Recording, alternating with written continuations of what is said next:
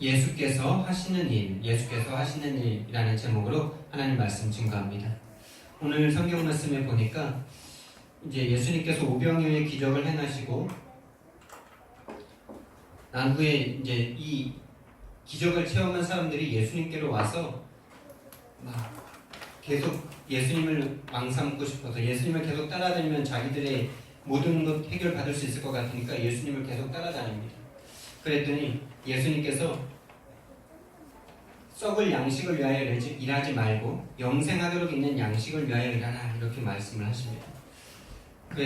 그랬더니 이제 그 무리들이 그렇다면 우리가 어떻게 하나님의 일을 하겠습니까? 이렇게 묻습니다. 그러니까 예수님께서 하나님께서 보내신 일을 믿는 것이 하나님의 일이다 이렇게 말을 하십니다. 그런데 이제 그들이 이어서 또 질문을 하는 거예요. 그들이 묻되 그러면 우리가 보고 당신을 믿도록 행하시는 표적이 무엇입니까? 당신께서 하시는 일이 무엇입니까? 라고 묻는 것입니다. 그래서 이것을 제목으로 잡았어요. 예수께서 하시는 일이 무엇입니까? 예수께서 하시는 일이 무엇이기에 우리가 예수님을 믿고 예수님에게 생명까지도 우리가 바칠 수 있는 것입니까?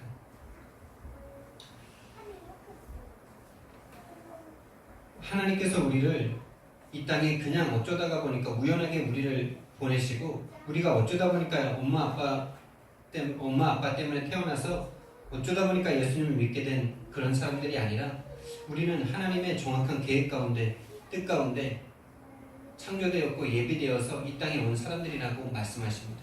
성경에 그렇게 말씀을 하세요. 천지를 창조하신 하나님은 전지전능하신 하나님이시잖아요. 그러니까 그분은 모든 것을 다 알고 모든 것을 다 계획하고 이 땅을 운영하고 계시겠죠. 그렇다면 우리가 우연히 이 땅에 온 것이 아니라 분명한 하나님의 계획과 뜻 가운데 우리가 이 땅에 왔다는 것을 우리는 믿는 것이 우리의 믿음이죠. 근데 우리는 자꾸 육신에 속해서 육신적인 일에만 자꾸 이렇게 걱정하고 근심하고 염려하게 되는데 우리는 이 땅의 것에 매일 사람들이 아니라 영생하도록 있는 양식을 위하여 일하라고 보내신 받은 하나님의 사람들입니다. 그 영생하도록 있는 양식을 위하여 일하는 것은 바로 하나님 아버지의 일인데 하나님 아버지의 일은 하나님께서 보내신 일을 믿는 것이 하나님의 일이다라고 말씀하셨어요. 그렇다면 저와 여러분이 예수 그리스도를 믿게 되었다면 하나님 아버지께서 내 안에 일을 하신 것이죠. 성령께서 내 안에 일을 하신 것입니다. 우리가 어쩌다 보니까 이 자리에 있는 것이 아니라 우리가 좀 착해서 우리가 좀 선해서 예수님을 믿게 된 것이 아니라 하나님 아버지께서 내 안에 역사해 주셨기 때문에 이 믿음이라는 걸 생각하면 생각할수록 얼마나 내 안에 믿음이라는 것은 없는지 달라고 해도 믿게 해달라고 해도 안 믿어질 땐 죽어도 안 믿어지죠. 근데 어느 날 이렇게 딱 하나님의 은혜가 딱 나에게 임해서 이 마음에 믿음이라는 것이 생기기 시작하면 또 모든 것이 다 감사하고 모든 것이 또 다 좋아지죠. 이 믿음이라는 거 우리가 컨트롤할 수 있습니까? 우리가 컨트롤이 안 되는 거있죠.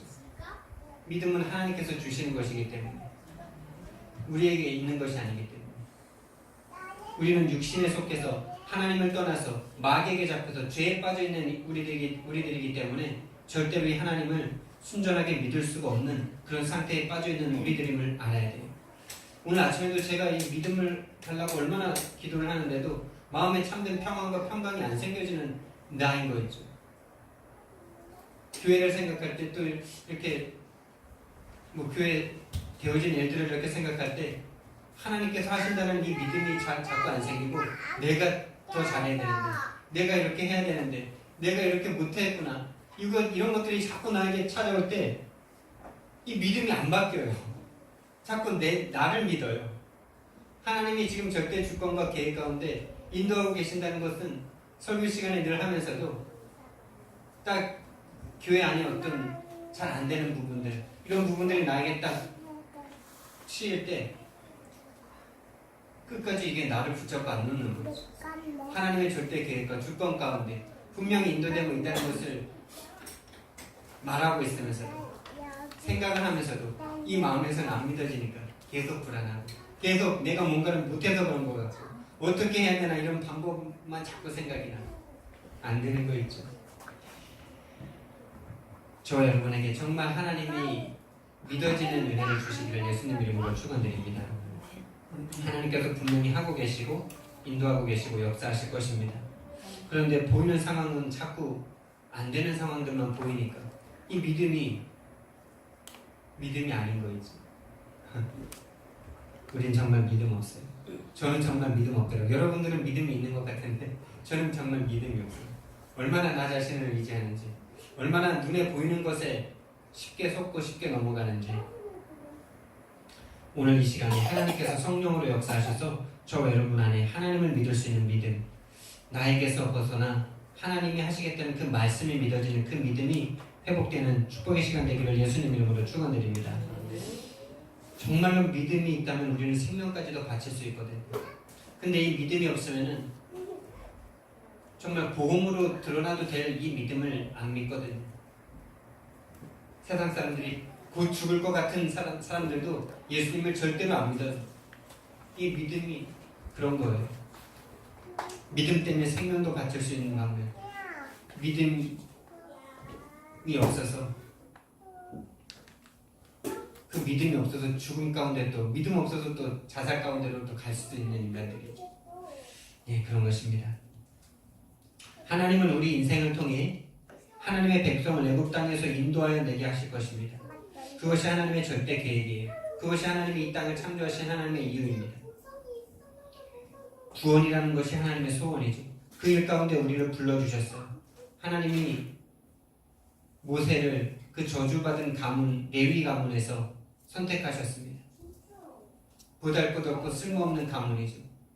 저주를 받아서 좋은 말이라고는 하나도 듣지 못한 그 가문에서 이 모세를 선택하셨어요. 아론을 선택하셨어요. 그리고 80세 노인 되었을 때 그 모세를 선택하셔서 하나님의 절대 계획 속으로 들어오게 하셨죠. 저주받은 가문이 하나님의 손에 붙잡히니까 구원의 주역이 되는 거죠. 세계복음화의 주역이 되는 거죠. 그래서 저와 여러분이 하나님의 손에 붙잡힌 바 되기를 예수님 이름으로 축원드립니다.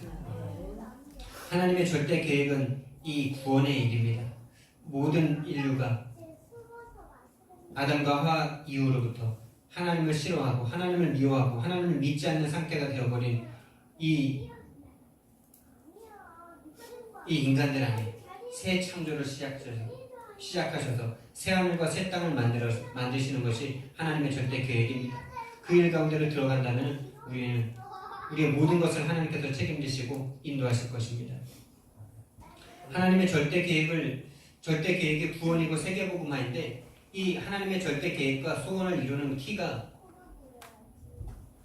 무엇이냐? 하나님의 절대 계획인 구원과 세계복음화를 이루는 키가 사도행전 1장 4절 5절 말씀에 보니까 1장 3절에서 40일 동안 하나님 나라의 일에 대해서 말씀을 하시고 나서요. 그 다음에 4절에 뭐라고 말씀하셨냐? 이제 하나님의 나라의 일에 대해서 40일 동안 설명하시고 집중훈련 하셨으면은 이제 가라 이래야 될 것 아닙니까? 이제 가서 복음 전하고 제자 찾고 세우고 양육하고 또 파송해라 이렇게 해야 될 것 아닙니까? 3년 6개월 동안 훈련하셨고 또 부활하신 몸으로 40일 동안 하나님 나라의 일에 대해서 들었으면 이제 좀 됐을 거 아니에요. 그렇게 예수님을 눈으로 보고 눈으로 만지고 손으로 만지고 눈으로 보고 같이 숨쉬고 이랬으면은 우리보다 훨씬 많은 일을 할 수 있을 것 아닙니까? 우리보다 믿음이 더 좋아야 될 것 아닙니까? 그렇지 않나요? 근데 이 사람들이 그리고 또 예수님이 십자가에 분명히 죽으시는 걸 봤는데 이분이 살아나셔서 자기들과 지금 함께하고 계시고 먹고 마시고 또 40일 동안이나 하나님 나라의 일에 대해서 말씀을 주셨어요. 그럼 이제 좀 가면 될 것 아닙니까? 가서 복음 전하면 될 것 아닙니까? 근데 예수님께서 그 40일 동안 말씀하신 다음에 바로 뭐라고 말씀하셨나요?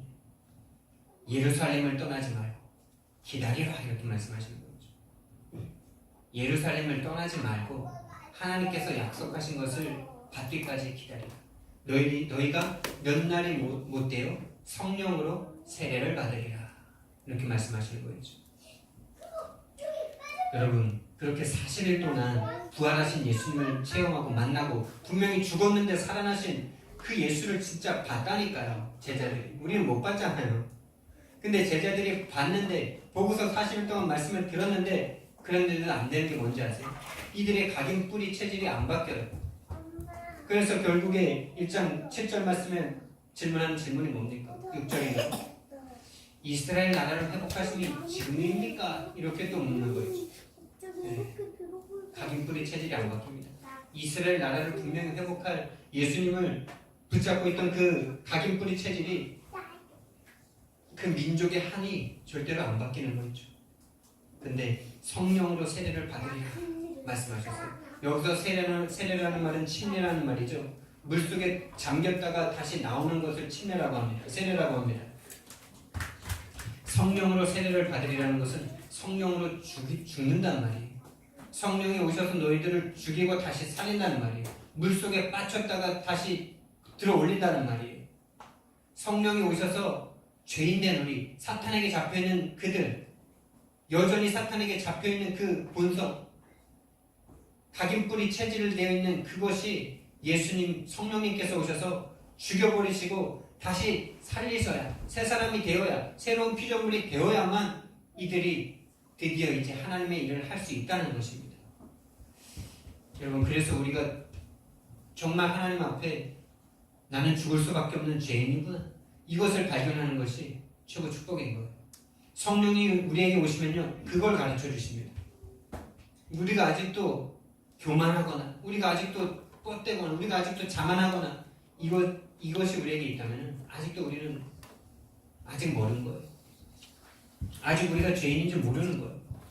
성령님이 우리에게 오셔서 하는 일은 우리가 죄인이라는 사실을 알리시는 것입니다. 말씀으로 우리를 찌르시는 거예요. 그래서 죽이시는 거예요. 그리고 새로운 피조물을 다시 살게 하시는 거예요. 하나님께 속한 사람으로 다시 나게 하시는 거예요. 이 거듭남이 없이는 하나님의 일을 할 수 없는 것입니다. 그래서 사도 바울은 나는 날마다 죽는다. 한 번 죽어서 되는 것도 아닌 거죠. 죽는 그날까지 날마다 죽고 날마다 살아야 돼요. 어제 성령 충만 받은 것은 어제 성령 충만으로 끝나는 거죠. 오늘 지금 이 순간 다시 성령 충만 받아야 돼요. 한 번 받았다고 끝까지 가는 것이 아니에요. 이게. 날마다의 싸움이에요. 그래서 사도 바울이 사역 마지막 거의 사역을 마무리하는 그 나이가 됐을 때 나는 날마다 죽는다. 오호라 나는 공고한 사람이다. 누가 나를 이 사망의 몸에서 건져내.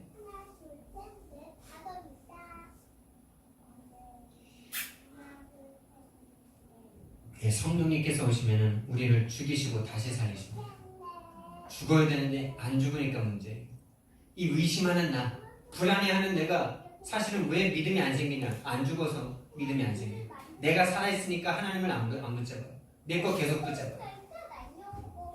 내가 살아있으니까 내가 계속 뭔가를 잘해야 될 것 같아. 교회에 뭔가 낙심하고 시험 들고 뭔가 내 말대로 안 되는 그 성도들을 내가 어떻게 해야 될까, 이 고민과 염려는 지금 갈등과 염려가 이게 안 없어져. 근데 그거를 내가 어떻게 해야 될지 모르겠어. 계속 믿음을 달라고 계속 기도를 하는데도 계속 믿음이 안 생겨. 근데 지금 내가 여기서 이 말씀을 하다가 깨닫는, 안 죽는구나, 내가 못 죽는구나. 죽으면 하나님 붙잡을 텐데, 죽으면 하나님께서 다시 살릴 건데 안 죽는 거예요. 못 죽는 거예요. 여러분, 그 성령을 기다리시기 바랍니다. 그 성령 충만이 임하셔야 돼요. 근데 정말 우리가 기다릴 수 있는 자들입니까, 여러분? 정말 저와 여러분들이 하나님의 때를 기다릴 수 있는 사람들 맞습니까? 이 기다림이라는 단어, 기다림이라는 것이 이 세계복음화의 구원의 키인데, 정말 제가 이번 한 주간, 지난 한 주간 하나님께 집중하고 개인 스스로 이렇게 하나님 앞에 집중하는 시간을 보내면서 이 기다림이라는 것이 참 오해된 것이 참 많구나. 우리는 기다림이라는 것을 생각할 때 그냥 시간만 지나가면 그게 기다림이라고 생각하고 살지 않았습니까? 제가 딱 그랬더라고요. 기다림이라고 말했을 때 기다리면 되지. 또 뭐 류목사님이나 많은 전도자들이 말할 때 기다리라라고 말할 때 그럼 기다리면서 그냥 마음 편하게 이렇게 그냥 뭐 시간만 오래 지나면 될 것처럼 이렇게 생각하는 그런 내가 발견된 지난 한 주간이었어요. 그래서 너무나 감사했죠. 그런데 여러분, 기다린다라는 이 단어는 그냥 시간만 오래 지나는 그것이 절대 아니죠. 우리가 뭔가를 기다릴 때를 한번 생각해 보세요. 뭐 사랑하는 자식들이 뭐 어디 해외 나갔다가 몇 년 만에 이렇게 돌아올 날을 기다린다고 생각해 보세요. 우리 권사님도 그런 경험이 있으시니까 그럼 기다림 한번 생각해 보세요.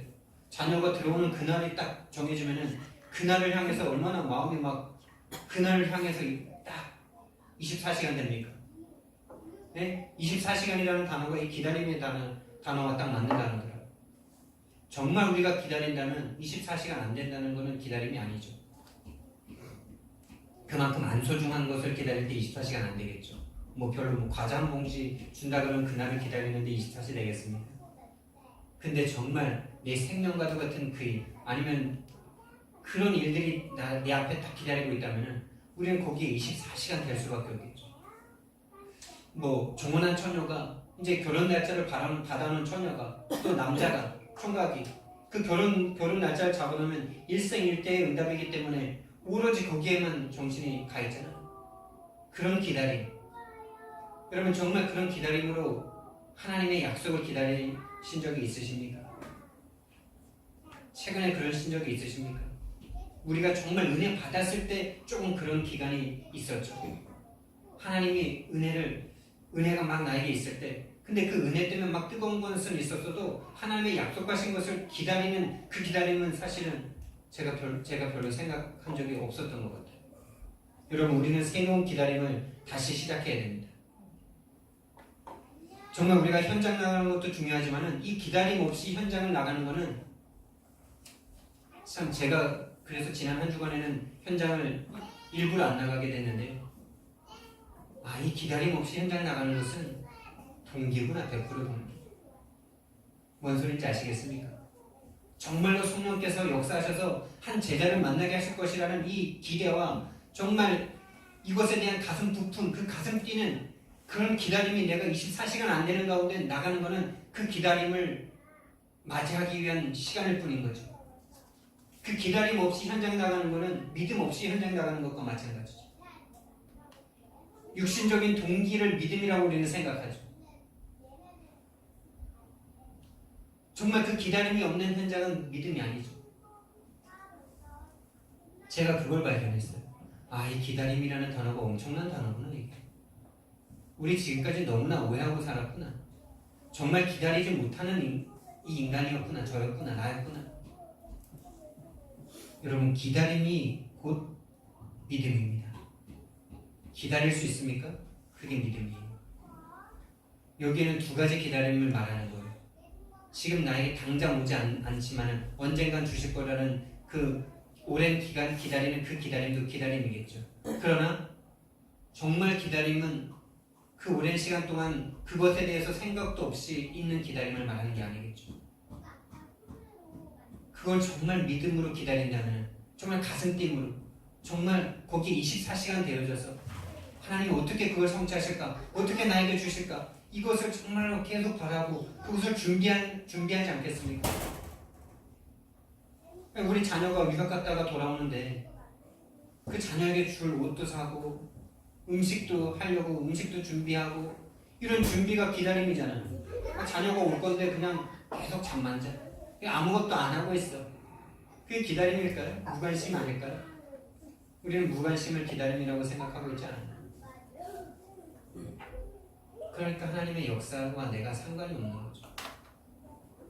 실제로 우리는 그 기다림의 믿음이 없는 거죠. 그게 믿음이거든요.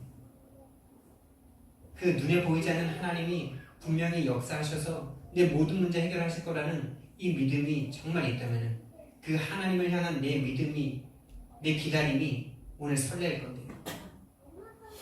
여러분들이 친구들과 가족들을 놓고 태신자들을 놓고 지금 기도하고 있죠. 30명 명단을 놓고 우리가 기도하는데 정말 그들을 놓고 기도하는데 정말 그 영혼들이 변화될 거라는, 하나님께서 역사하시면 그들이 이 복음 들을 수 있고 복음 들으면 변화될 거라는 그 정말 그 믿음 가운데서 우리가 기다리면서 설레이는 가운데 기도하는 중에, 그런 기다림 중에 그들에게 어떤 연락이 오거나 그들에게 어떤 이런 반응이 있다고 봤을 때 가서 복음 전하는 게 이게 성령의 역사지. 기도만 하고 있는데 기도만 하고 있어. 기도는 열심히 매일 뭐 1시간 정식기도 때 쭉 있는 기도는 하고 있어. 근데 마음에 그들을 향한 어떤 설레임과 하나님께서 그들에게 역사하실 어떤 그 성령의 역사에 대한 그 정말 그 마음 아시잖아요. 그 마음. 정말 제가 말했던 그 실제적인 기다림의 그 기다림. 그 기다림은 없이 그냥 계속 기도만 하고 있어. 근데 그러다가 연락이 왔어. 그게 때일까요? 그럴 때 가서 전해 보셨잖아요. 어떤 결과가 있었는지 다 아시잖아요. 정말 우리는 새로운 기다림을 시작해야 됩니다. 정말 하나님께서 원하시는 그 기다림.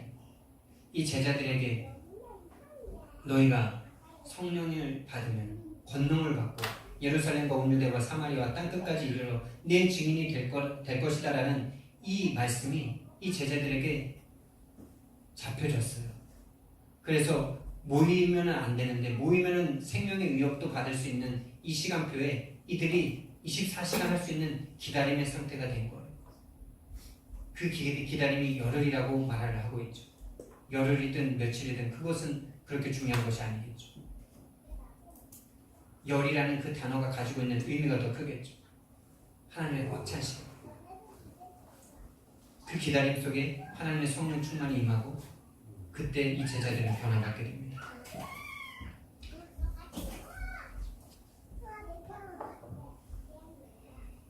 그래서 기다림이 믿음이고 기다림이 영적 상태입니다. 저와 여러분 영적 상태를 바꿔야 된다, 영적 상태를 바꿔야 된다 이렇게 말을 하죠. 우리가 정말 정말 하나님의 역사를 기다리는 이 기다릴 수 있는 영적 상태가 되어야 됩니다.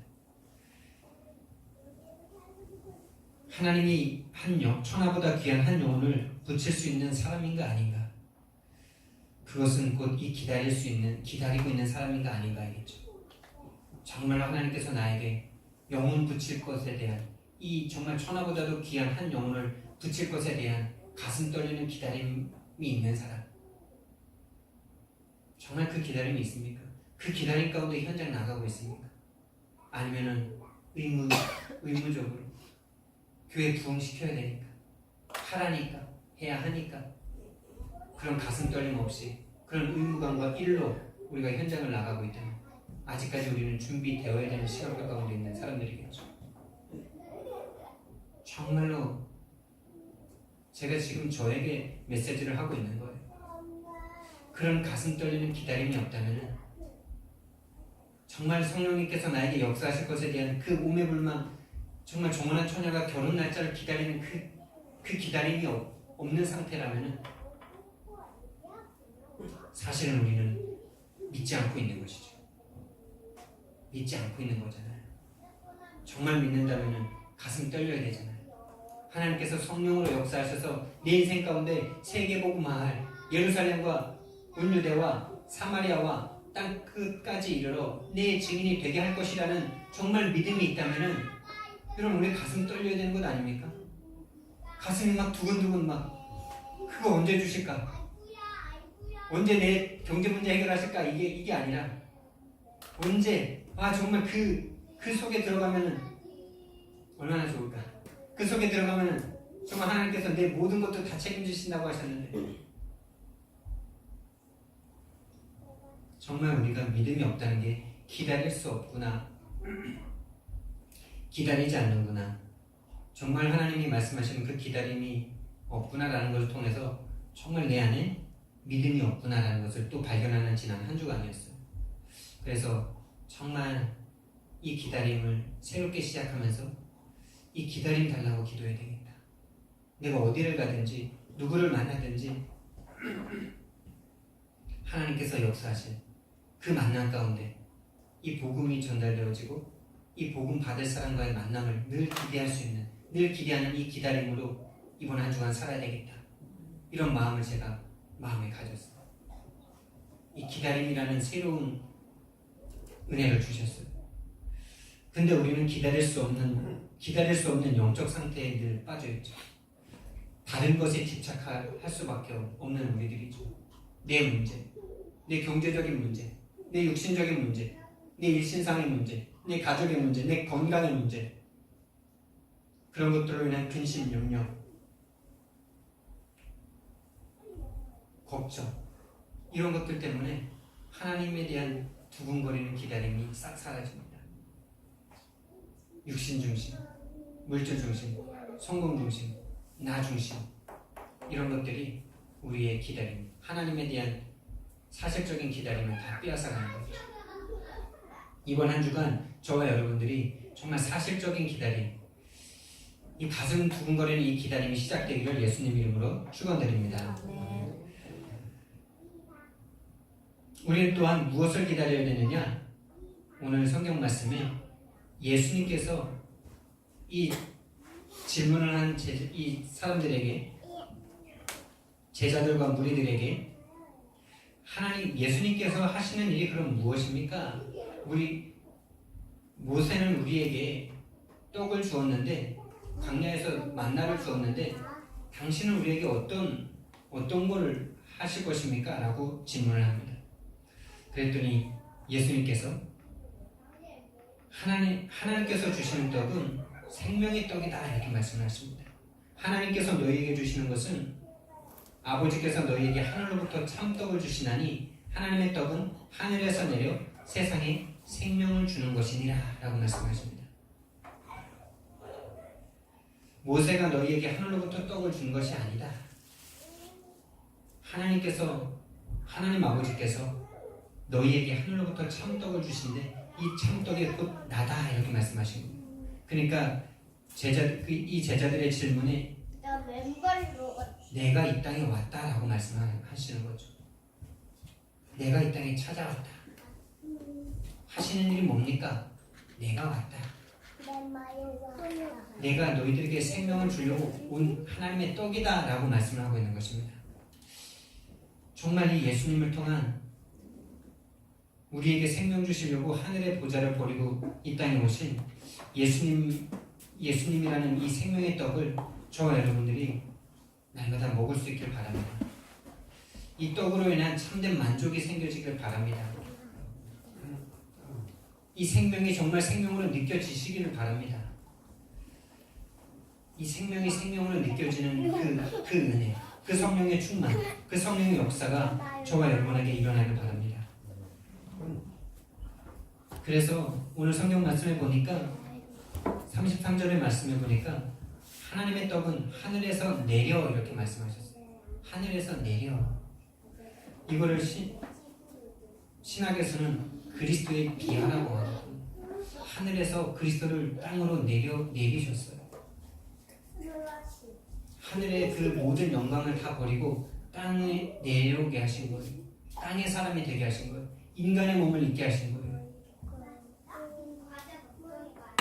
그렇게 됨으로 우리가 어떻게 됐죠? 그리스도는 비하하시고 우리는 승기하게 되었죠. 이게 어마어마한 은혜거든요. 그리스도께서 자신의 생명을 버리시고 우리에게 생명을 주신 것, 이것이 바로 복음이죠. 그것을 우리는 날마다 기다려야 될 줄 믿습니다. 그 예수님의 생명이 우리 안에 정말로 생명으로, 가슴 두근두근하는 그 생명으로, 정말로 그 생명이 시작되면 어떻게 됩니까? 우리 어머니들의 뱃속에 생명이 생기기 시작하면 뭐부터 우리가 확인하죠? 그 심장 뛰는 소리가 벌컥벌컥 들리죠. 저와 여러분이 예수님의 생명으로 심장이 뛰시기를 예수님 이름으로 축원드립니다. 이 예수님이 나를 살리셨구나. 내가 죽었었는데 살리셨구나. 죽었던 상태를 봐야 되겠죠. 죽어서 하나님 믿을 수 없는 그 상태를 봐야 되겠죠. 그 상태가 얼마나 비참한 상태인지를 느낄 수 있어야 되겠죠. 그것을 성령께서 하시는 거죠. 성령께서 보여주시는 거죠. 근데 정말 믿을 수 없는 나를 하나님께서 믿을 수 있는 사람으로 생명을 주셔서 보게 하셨구나. 죽어서 하나님을 볼 수 없는 우리들인데 살아나서 하나님을 보고 있구나. 하나님을 믿을 수 있구나. 이것에 대한 감사와 감격이 되살아나시기를 예수님 이름으로 축원드립니다. 그랬더니 이 사람들이 이렇게 또 대답을 합니다. 주여 이 떡을 항상 우리에게 주십시오라고 부탁을 하죠. 그러니까 목마른 이 생명의 떡이다라고 말을 했는데 이들이 말하는 떡은 또 육신의 떡과 포함되어 있겠죠. 그랬더니 예수님께서 이렇게 말씀하십니다.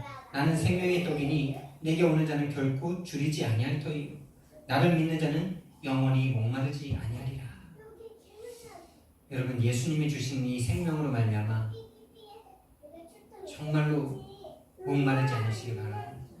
정말 줄이지 않으시는 정말 풍성한 하나님의 은혜를 차고 넘치도록 부어주시는 하나님의 은혜를 날마다 체험하시길 바랍니다. 영적인 것을 먼저 말씀하시는 것이겠지만 육신적인 것까지 우리에게 채워주신다고 약속하시는 하나님이십니다. 먼저 그의 나라와 그의 의를 구하라. 먼저 그의 나라와 그의 의를 구할 수 있는 그런 저와 여러분 되길 바라고요. 그런데 그 다음 말씀이 참 의미가 심장해요. 그러나 내가 너희에게 이르기를 너희는 나를 보고도 믿지 아니하는도다. 그러나 내가 너희에게 이르기를 너희는 나를 보고도 믿지 않는다. 이렇게 말씀하셨어요. 이 말씀이 무슨 말씀입니까? 지금 예수님이 눈앞에 보이잖아요. 눈으로 보고 손으로 만질 수 있잖아요. 근데 예수님을 믿지 않는데요. 예수님을 믿지 않는다는 말이 무슨 말일까요? 예수님을 믿지 않는다. 보고도 믿지 않는다. 오늘날에 수많은 종교들이 하나님을 믿는데 이 예수님을 안 믿죠. 예수님을 사람으로라고는 인정을 합니다. 어떤 선지자라고는 인정을 해요. 근데 예수님을 뭘로 안 믿죠? 하나님으로 믿지 않습니다. 하나님과 같은 분으로 믿지 않아요. 그 믿음을 말씀하시는 겁니다. 하늘에서 내려온 하나님과 같은 존재, 하나님의 아들이라는 사실을 너희들이 믿지 않는다. 너희들이 나를 보면서도 내가 오병이어의 기적을 행하고 물 위를 걷고 물에서 너희를 건져내고 죽은 자를 살려내고 이런 걸 봐도 너희들이 믿지 않는다. 여러분 정말 기적을 보면 하나님을 믿을까요? 우리 집안에 그렇게 형님이 다리를 절면서 장애가 될 수밖에 없는 그 병고침을 받았는데 지금 믿는지 아십니까? 우리 친척들 중에 우리 아버지 형제들은 다 그걸 보든지 들었든지 했을 것 아닙니까? 안 믿어요 지금. 별다녀요. 그 아들을 직접 본 아버지 믿음 없어요.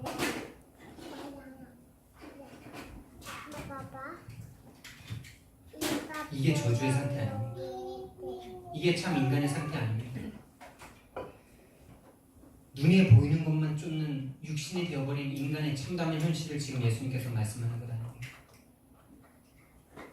보고도 믿지 못하는 것. 그 증거가 언제 나타났습니까? 예수님이 십자가에서 못 박혀 죽으실 때 여기 12명의 제자들까지 다 포함됐다는 사실을 기억하시기 바랍니다. 너희들이 나를 보고 믿지 않는다.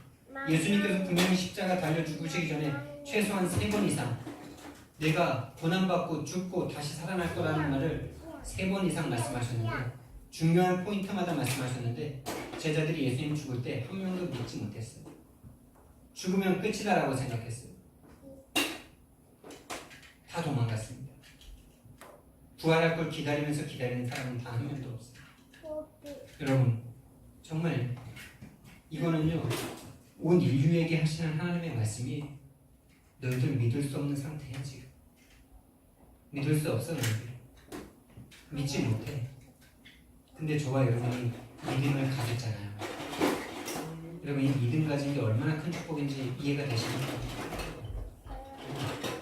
저와 여러분들이 멀쩡한 사람들 아닙니까? 근데 눈에 보이지 않는 예수님을 위해서 목숨까지도 바칠 수 있다라고 믿음 좋을 때 말씀하시잖아요. 은혜 받을 때 말씀하시잖아요. 그럴 수 있는 믿음이 우리에게 왔다니까요. 여러분 현장 나가서 전자에 보셨잖아요.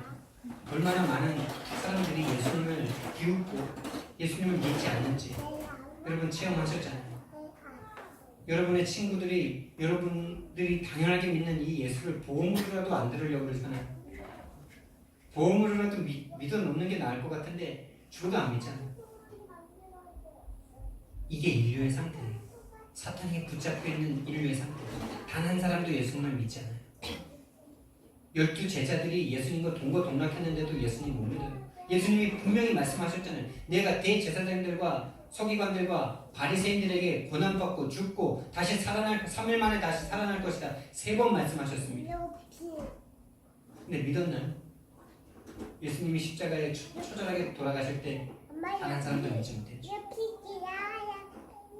그래서 다 자기가 하던 일로 돌아갔잖아요. 저와 여러분이 이 믿음이 생겼다는 것에 대한 진짜 가슴 떨리는 이 감사가 회복돼야 돼요. 이게 성령의 내주인도 역사예요. 하나님께서 이 아들을 죽여서 우리에게 하신 일이 바로 이 믿음 주신 거예요.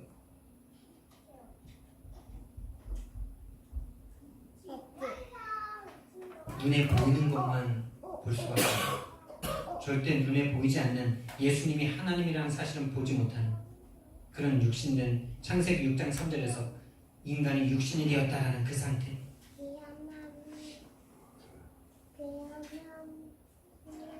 그래서요, 인간 스스로는 절대 하나님을 믿을 수 없기 때문에 그 다음부터 복음이 나오죠. 37절 말씀에 아버지께서 내게 주시는 자는 다 내게로 올 것이다. 예.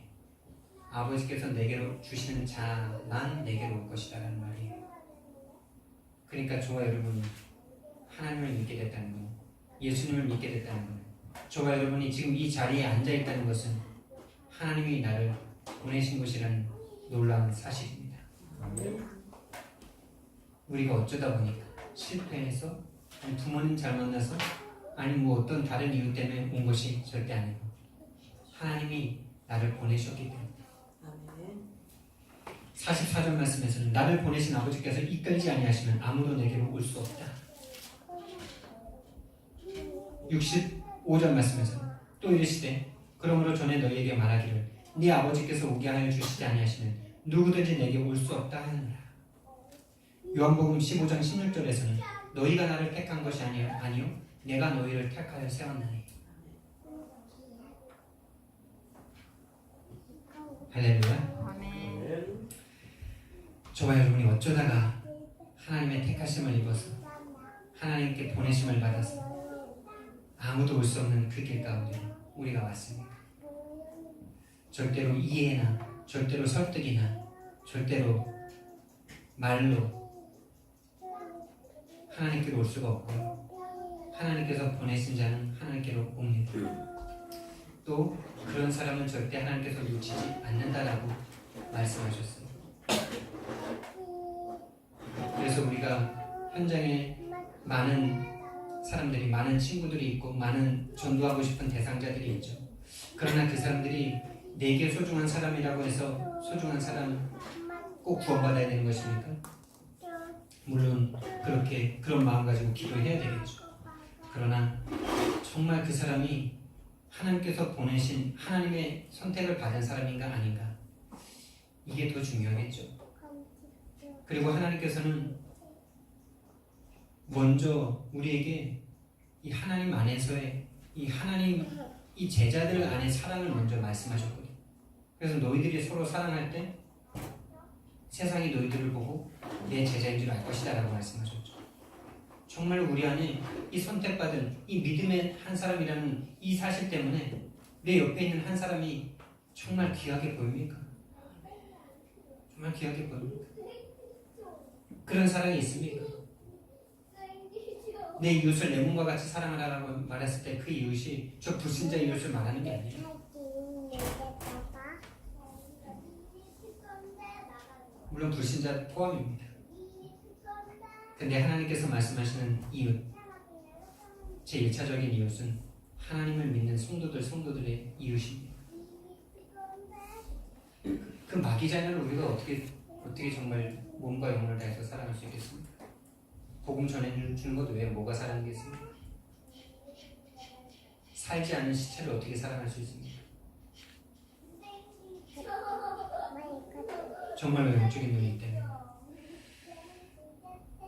그래서 정말 우리가 기도하고 있는 그 영혼이 다 구원받는 것도 중요하겠지만 정말로 하나님이 원하시는 자, 하나님이 보내신 자, 하나님이 선택한 자를 만나는 것이 축복인 것입니다.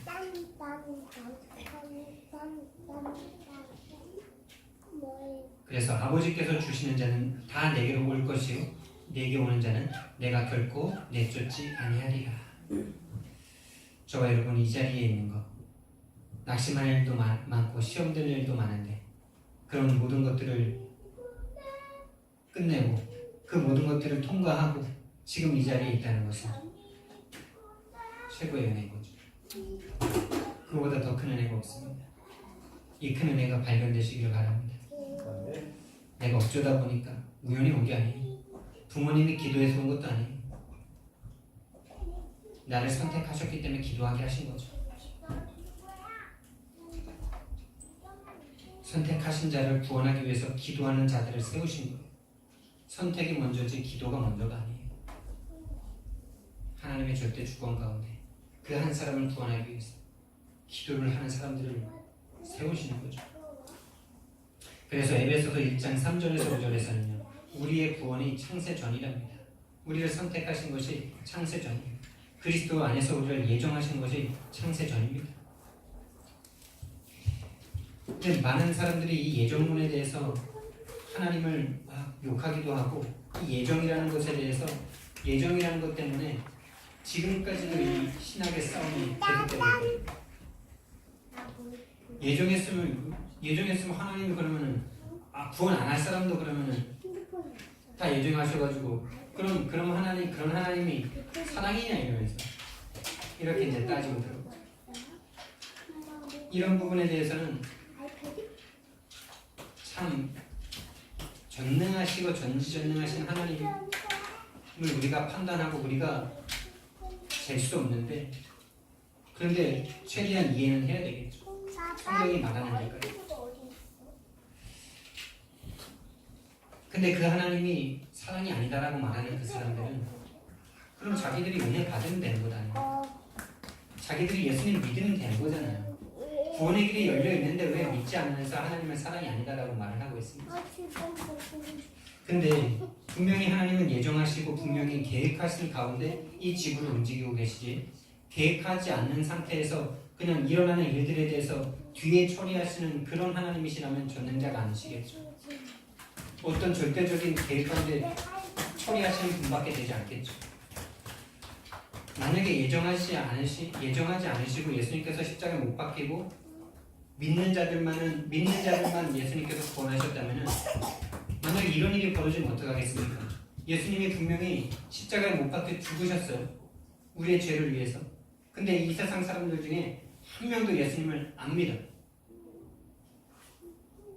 그러면 하나님의 입장이 뭐가 될까요? 하나님과 예수님께서 야 우리가 이렇게 이들을 사랑해서 이들을 위해서 십자가에 못 박아 너를 죽였는데 한 명도 안 믿는데 근데 어쩌면 좋냐 이렇게 예수님이 이렇게 되시지 않겠어요? 그리고 성경 말씀에서 분명히 믿지 않는다.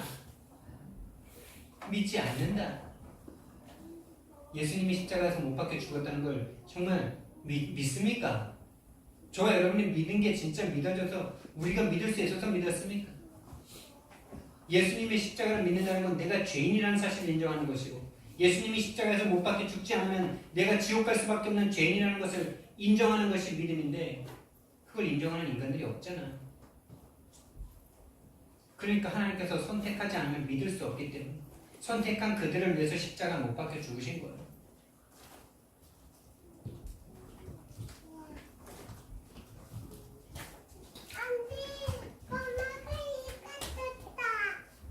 하나님께서 하나님의 육이라고도 말을 하는데 그것에 대해서 하나님이 사랑이 아니다.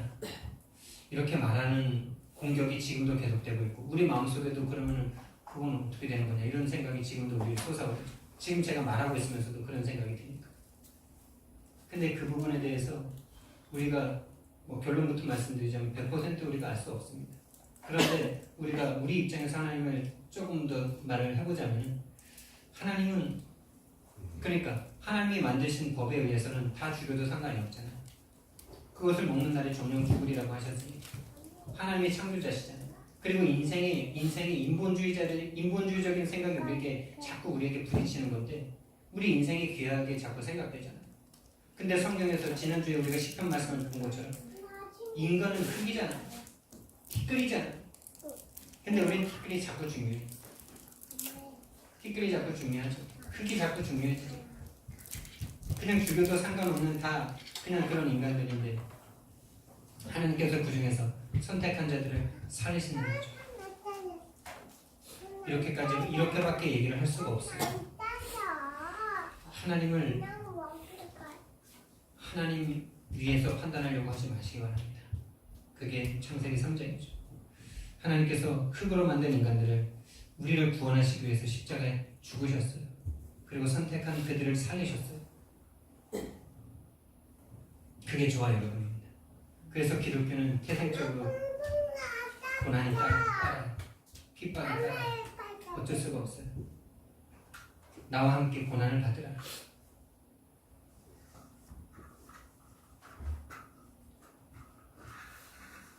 내가 하늘에서 내려온 것은 내 뜻을 행하려 함이 아니다. 나를 보내신 이의 뜻을 행하려고 내가 이 땅에 왔다 라고 말씀하십니다. 이 이야기를 예수님께서 계속 말씀하세요. 내가 스스로 말하는 것이 아니라 하나님께서 주시는 말만 나는 한다. 하나님께서 하시는 일만 나는 한다. 그게 예수님이 의라는 것이거든요. 이것이 또 예수님께서 이 말씀들을 계속 하시는 이유가 우리 성도들이 살아야 될 모양이 바로 이 모습이기 때문에 그렇습니다. 우리가 집중훈련해서 말씀을 이루려고 하나님을 믿는 사람들이 아니죠. 정말 우리가 신앙생활이 성숙해질수록 내 뜻은 참 가치가 없는 것이고 내가 이루려고 하는 것은 다 육신의 정욕, 업무의 정욕, 이상의 자랑일 수밖에 없구나. 내 것은 다 가치가 없구나. 하나님의 뜻을 이루는 것만이 참된 가치구나. 이걸 발견하고 그 일 속으로 정말 들어가는 그게 정말 우리의 신앙의 성숙이죠. 그래서 성도는 내 뜻을 이루는 사람이 아니라 하나님의 뜻을 이루라고 영세전에 창세전에 선택하셔서 보내신 자들이라니까. 그래서 이 땅 가운데 우리 성도들이 하는 일이 뭐냐?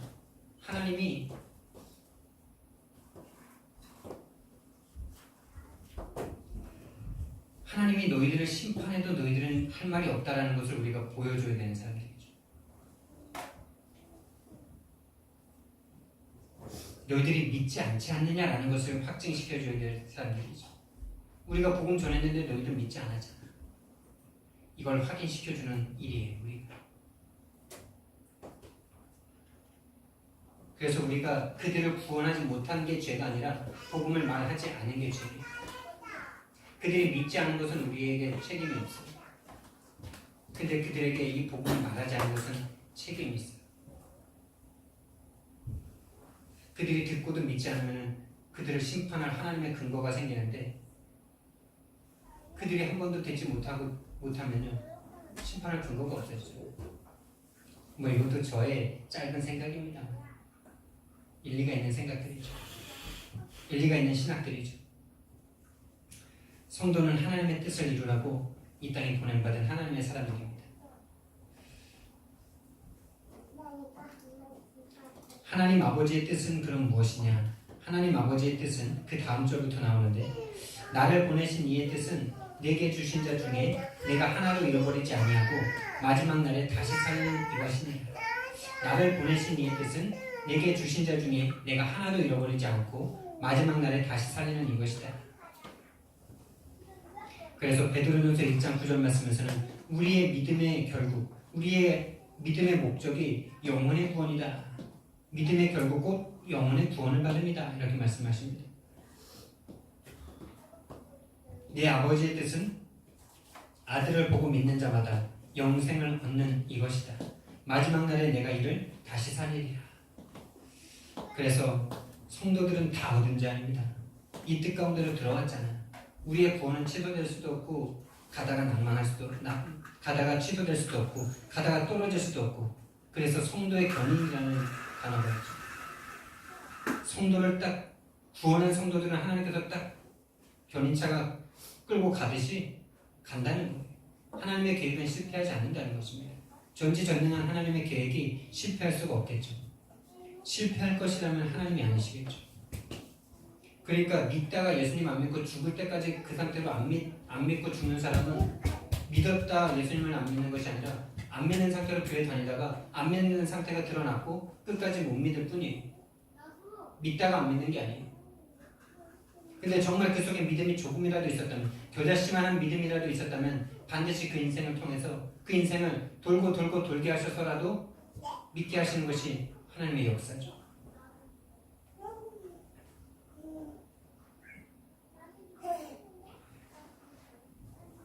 그래서 예수님을 안 믿는데 성공하고 잘 된다.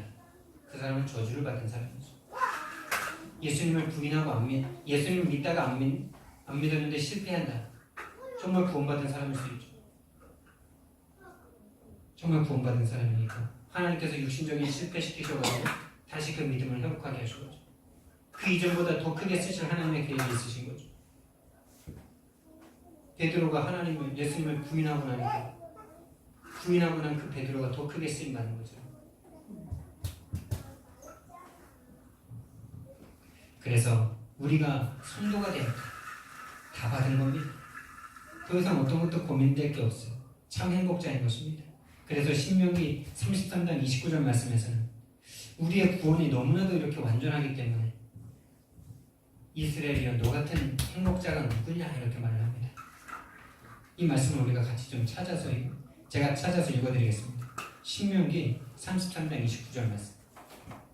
이스라엘이여 너 같은 행복자가 도대체 누구냐. 모세가 결국에 가나안 땅을 못 들어갔잖아요. 그런데 이제 신명기서를 마지막으로 이스라엘 백성들에게 신명기서를 남긴 건 아니겠죠. 이 마지막 메시지를 하는데 하나님을 찬양하면서 죽습니다. 가나안 땅 못 들어가게 한 하나님의 미울 법도 한데 하나님을 찬양을 하고 죽어요. 29절 말씀에 뭐라 그러냐. 33장 29절. 이스라엘이여 너는 행복한 사람이로다. 여호와의 구원을 너같이 얻은 백성이 누구냐. 그는 너를 돕는 방패시오 내 영광의 칼이시로다. 내 대적이 내게 복종하리니 내가 그들의 높은 곳을 밟으리로다. 아멘. 또 32장 10절에서 12절 말씀에 보면 우리를 어떻게 구원하시냐. 여호와께서 그를 황무지에서 짐승이 부르짖는 광야에서 만나시고 호위하시며 보호하시며 자기의 눈동자같이 지키셨도다. 마치 독수리가 자기의 보금자들을 어지럽게 하며 자기의 새끼 위에 너풀거리며 그의 날개를 펴서 새끼를 받으며 그의 날개 위에 그것을 엎는 것 같이 여호와께서 홀로 그를 인도하셨고 그와 함께 한 다른 신이 없었도다. 여러분 이게 우리가 받은 구원입니다. 하나님이 선택하셨다면 절대 실패하는 법이 없어요. 우리가 좀 낙심하고 시험 들고 힘든 순간이 있다 할지라도 하나님 그 모든 것을 바꾸셔서 우리에게 성령 충만이라는 시간표를 주시고 세계복음만을 제자로 만드시는 것이 바로 하나님이십니다. 우리의 남은 인생 가운데 이 세계복음의 축복이 일어나기를 예수님 이름으로 축원드립니다. 그래서 결론적으로요, 정말 우리가 하나님의 선택받았다는 이것에 대한 우리에게 믿음이 생겨졌다는 이것에 대한 참된 행복을 회복하시기 바랍니다. 행복이 다른 행복이 아닙니다. 흙으로 만들어져서 흙을 위해서 살다가 영원한 지옥에 떨어질 수밖에 없던 우리가 하나님의 호흡을 잃어버렸던 이 인간이 하나님의 호흡인 성령을 받아서 믿음이 생겨지고 하나님의 일을 하다가 천국으로 갈 수 있는 하나님의 사람들이 됐구나. 그렇게 선택받은 자는 절대로 하나님께서 놓치지 않는 완전하신 구원 가운데로 인도하시는구나. 여기에 대한 참된 행복을 회복하시기 바랍니다. 신명기 33장 29절에 모세가 고백했던 그 참된 행복을 회복하시기 바랍니다. 그리고 참된 기다림을 회복하시기 바랍니다. 정말 믿음의 기다림. 정말로 낭만해서 자포자기하는 그런 기다림 아닌 기다림 말고요. 정말로 하나님께서 역사하실 그날을 손꼽아 기다리는, 정말 결혼 날짜를 기다리는 처녀의 마음, 총각의 마음, 그 마음으로 하나님의 역사를 기다리는 그 기다림을 회복하시고 그 기다림 속에 정말로 현장을 확인하시기 바랍니다. 그래서 현장의 축복, 현장의 행복을 찾으시는, 현장에서 하나님의 역사심을 확인하는 저와 여러분 되기를 예수님 이름으로 축원드립니다. 사랑의 하나님, 은혜와 사랑을 감사를 드립니다. 주님 그리스도시요 살아계신 하나님의 아들이십니다.